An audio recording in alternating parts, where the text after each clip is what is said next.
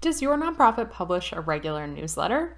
Did you know this can actually be a great opportunity to help your organization raise money? It definitely can be, and in today's video, I'm going to break down some easy to implement tips to help your organization's newsletter raise more money.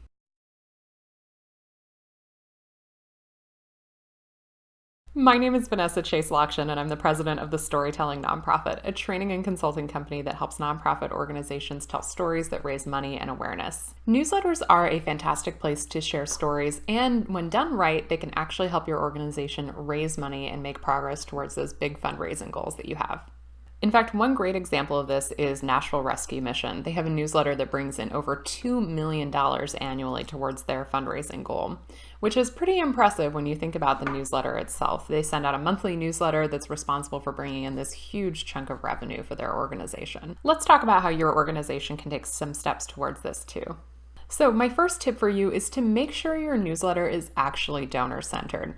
This is very true, especially if it's a donor-specific newsletter, but it's also true for a not donor newsletter as well. Being donor-centered means that you're not just talking about your organization, how great it is, the fantastic work your organization does. You're really taking a more inclusive language approach to making sure that people understand they are a part of this success and they can do something to contribute to the success of your organization by making a donation. It's pretty simple. There's lots of great books out there to help you understand how to be more donor-centered as a fundraising organization. And one great one that I'll link to down below is Donor-Centered Fundraising by Penelope Burke. Tip number 2, if you're going to tell stories in your newsletter, make sure they are stories that show impact. There are lots of stories that you can tell in fundraising and communications, but I think if you're going to tell stories in your newsletter with the goal of raising money, you want to make sure those stories are about showing impact so that people understand when I make a donation, this is something I can be a part of. So think about telling success stories, stories that show change, stories that show how your organization and donors are partnering together to make sure that they are fulfilling the mission and vision of the organization. Tip number 3 is to keep it short and sweet. I don't know about you, but I've seen a lot of newsletters over the years that are really, really lengthy or just include a ton of information that's too hard for people to digest. If you're thinking about a print newsletter, Tom Ahern recommends a 4-page maximum, which is a lot of space to communicate valuable information. If you're doing an email newsletter, you might want to think about considering including a couple of key highlights, maybe some snippets of those, and then links for people to find out more information. An organization that does this really well is the Knight Foundation's newsletter. Tip number 4, write with the skimmer in mind.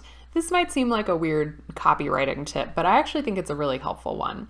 If you think about how you read a newsletter or email or really anything, you're probably looking just at the highlights, like the big bold text, the titles, getting the gist of what's in there to decide what you want to read more of. So this is really essential. So you want to make sure that you're communicating good information in things like your headlines, subheadlines, photo captions, and ensure that if someone is to read just those things, they've got some key information, but that they're also captivating enough to get that skimmer to then read more of those sections of the newsletter. Tip number 5, focus on writing joyful and inspiring content. And I know this can be hard depending on what your organization is doing, but if you want people to give, they have got to be inspired to give or feel like there's a reason for them to give. So think about including content that is uplifting, shows hope, connects them to something they're passionate about, and ultimately helps them see that there's a really potent and important opportunity for the organization and for donors to work together to make a difference. Tip number 6, and this might be a controversial tip, is to include a soft call to action. We have the adage in fundraising that if you want people to donate, you need to ask. If you're sending an e-newsletter, you might want to include a soft call to action at the bottom of the newsletter to donate. Again, if you want to be able to raise money off of this newsletter and leverage the work you put into it, you may want to consider this call to action at the end. Those are my 6 tips for you to help your organization's newsletter raise more money.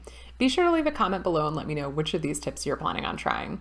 And if you've enjoyed this video, be sure to give it a thumbs up here on YouTube. And if you're not subscribed to my channel yet, be sure to hit the button in the lower right-hand corner to subscribe for weekly fundraising and communications tutorials. Thanks so much for tuning in.